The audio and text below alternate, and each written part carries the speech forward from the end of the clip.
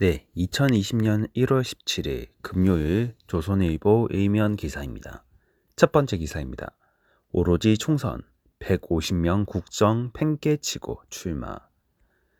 4월 총선 출마자 공식자 사퇴 기한인 16일 청와대와 행정부, 지자체, 공공기관 소속 인사들의 마지막 공직 탈출 러시가 이어졌다.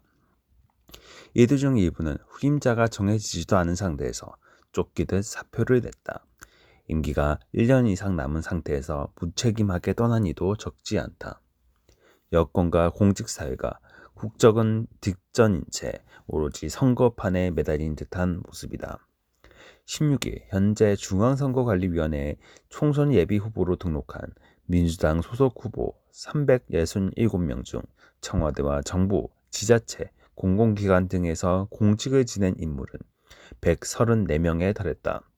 아직 예비 후보 등록을 하지 않은 사람들을 합치면 공직 출신은 150명을 훌쩍 넘을 것으로 추산된다.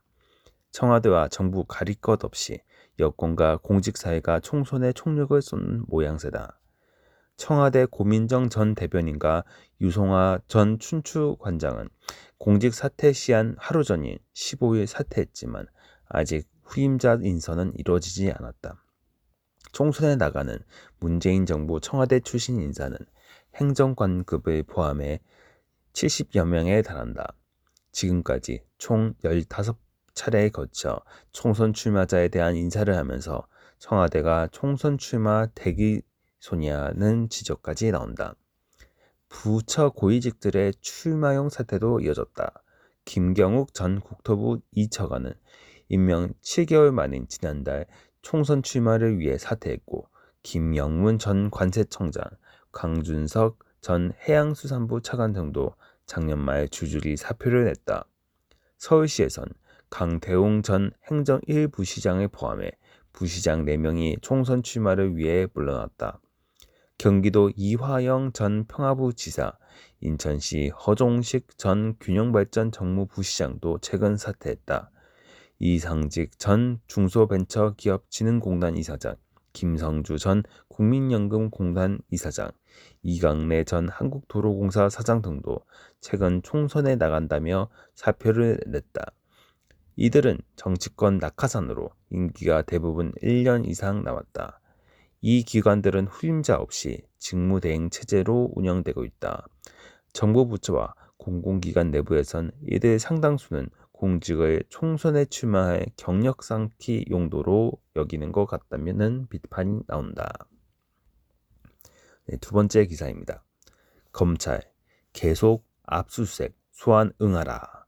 청와대는 수사팀 교체될 때까지 버티기. 검찰이 지난 10일 청와대 거부로 무산된 자치발전 비서관실 압수수색을 다시 집행하기 위해 청와대 법무비서관실과 협의를 시도했으나 16일까지 아무런 응답이 없는 것으로 알려졌다. 조국 전 법무부 장관 아들의 인턴 증명서를 허위로 발급했다는 혐의를 받고 있는 최강욱 청와대 공직기강 비서관 역시 수차례의 검찰 소환 통보에 불응하고 있다. 법조계에서는 다음 주 예정된 검찰 중간 간부 인사로 지금 수사팀이 모두 교체될 때까지 뭉개고 있는 것이라는 말이 나왔다. 청와대가 형사사법체계를 대놓고 무시하고 있다는 비판도 나왔다. 16일 본지 취재를 종합하면 검찰은 지난 10일 청와대 압수수색 중단 이후 법무비서관실과 관련 협의를 시도해왔지만 김영식 법무비서관은 검찰의 요구를 무시하는 태도로 일관하는 것으로 전해졌다. 청와대로서는 형사소송법상 청와대는 국가보안시설이란 이유로 거부 사유서를 서면 제출하거나 기존 사례처럼 청와대 바깥에서 영장에 적시된 관련 자료를 임의 제출할 수 있다. 검찰 관계자는 청와대는 두 가지 다 거부하며 무대응으로 일관하고 있다며 압수수색 절차를 누구보다 잘 알고 있을 부장판사 출신 김 비서관의 태도는 이해가 가지 않는다고 했다. 김 비서관은 진보 성향 판사 모임인 국제인권법 연구회 출신으로 인천지법 부장판사를 하다가 청와대로 들어갔다. 최강욱 비서관은 검찰 소환에는 응하지 않으면서 언론을 통해 검찰 수사는 허위라고 주장하고 있다. 이에 검찰은 소환 조사 없이 최 비서관을 기소할 방침인 것으로 전해졌다. 법조계 관계자는 청와대는 수사팀이 물갈이 될 때까지 무작정 버티겠다는 것이고 검찰은 인사가 나기 전까지 할 건 다 하겠다는 입장인 것 같다고 했다. 네, 세 번째 기사입니다. 중앙지검장이 만든 직제 개편안, 중앙지검 부장들 강력히 반대. 대검은 검찰의 직접 수사 부서를 대폭 축소 폐지하는 내용의 법무부 검찰 직제 개편안에 대해 부패 수사 역량 및 전문성 유지를 위해 개편한 내용에 반대한다는 취지의 의견서를 16일 법무부에 전달했다.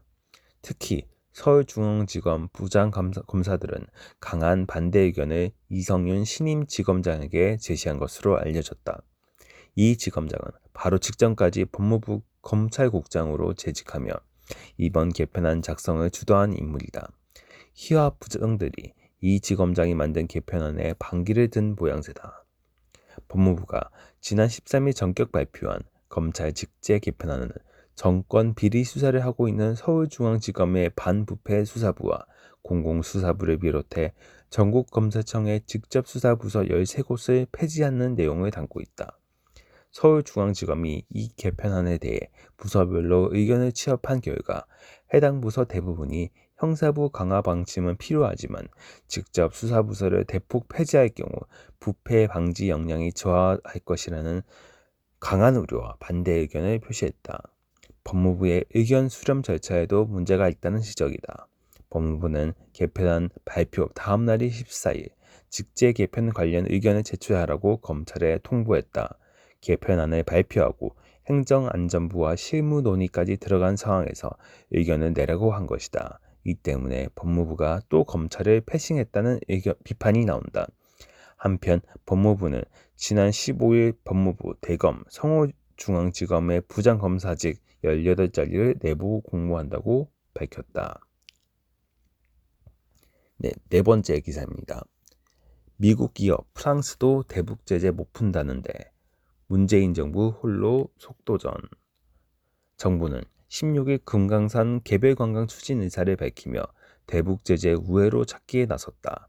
정부는 독자 추진할 대북 사업을 선별 중이라며 미국 등의 이해를 구할 것이라고 했다. 하지만 미국과 일본은 물론 프랑스도 이날 대북 제재는 유지돼야 한다는 입장을 거듭 밝혔다. 국제사회가 한 목소리로 반대하는 상황에서 우리 정부만 국제 제재를 피해 대북 사업을 하겠다고 속도를 내는 모양새다. 통일부 당국자는 이날 접경 지역 협력과 개별 관광 등을 검토 중이라고 했다. 이도훈 외교부 한반도 평화교섭 본부장은 15일 미 워싱턴에서 대북 개별 관광과 관련 미국에 한번 이야기해 보려고 한다며 허심탄회하게 얘기하고 상대 이해를 구하는 게 지금 제일 필요하다고 했다. 그는 16일 스티브 비건 미 국무부 부장관과 만난다. 청와대는 이날 국가안전보장회의 NSC 상임위를 열고 북미 비핵화 협상의 실질적 진전에 기여하는 방향으로 남북 협력 추진 방안을 논의했다고 밝혔다. 하지만 미국은 대북 제재 유지 기조를 거듭 강조했다. 해리 해리스 주한 미국 대사는 이날 외신 간담회에서 한국은 그 어떤 북한과의 계획도 미국과 함께 논의해야 한다고 했다. 비건 부장관은 러위청 중국 외교부 부부장과 통화에서 북한과 협상 의지를 확인하면서도 제재의 완전한 이행을 중국 측에 촉구했다고 백악관이 밝혔다. 프랑스 정부도 같은 입장을 냈다. 한국 정부의 나홀로 행보에 각국이 제동을 건 것이다.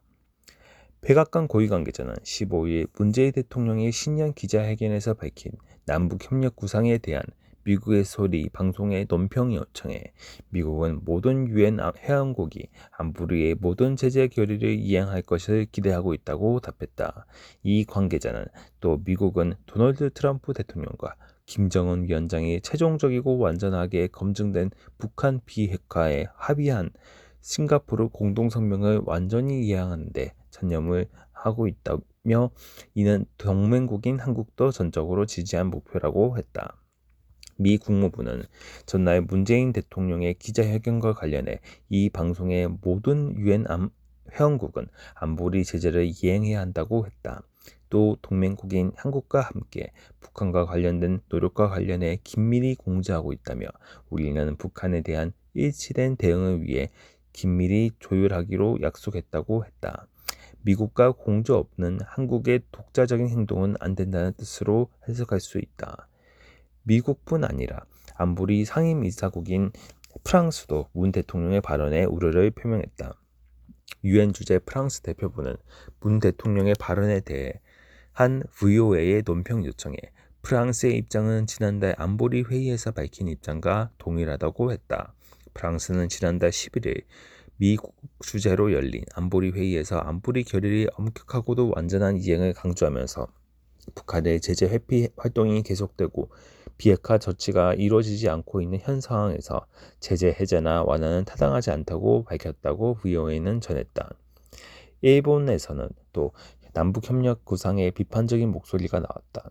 일본의 요미우리 신문은 한국은 대북 제재 책임을 다하라는 16일자 사설에서 문재인 대통령의 신년 기자회견 발언 배경으로 문재인 대통령과 4월 총선을 앞두고 좌파 지지층의 남북관계 진전을 알리려는 의도라고 풀이했다. 그러면서 중러가 북한의 노동자 본국 송환을 엄격히 이행하고 있지 않은데 한국까지 제재 완화에 나서 북한 포위망의 골격이 무너지는 사태는 피해야 한다고 주장했다. 이런 가운데 북한은 금강산 관광시설을 2월 말까지 모두 철거하라는 통지문을 작년 말 우리 정부에 보낸 것으로 이날 알려졌다. 로버트 매닝 미 애틀랜틱 카운슬 선임연구원은 김정은이 금강산 관광지구 사업을 단독으로 진행할 것이라고 밝혔는데 문 대통령이 왜 북한의 관광을 간청하는지 이해할 수 없다고 했다.